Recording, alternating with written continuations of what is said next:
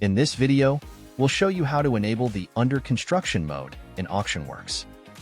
This is crucial when you are publishing your website and restricting access to the site. Log in with admin account.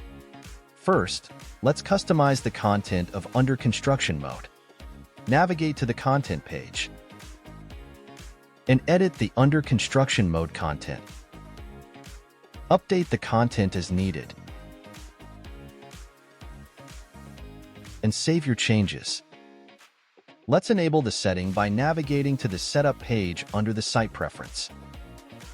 Locate the Under Construction mode setting and enable it. Let's see the Maintenance mode is activated. As I browse, we can see the site is loading Maintenance page.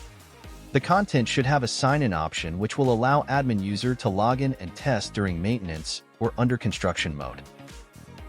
If I try to log in using a buyer account, I am unable to access the site.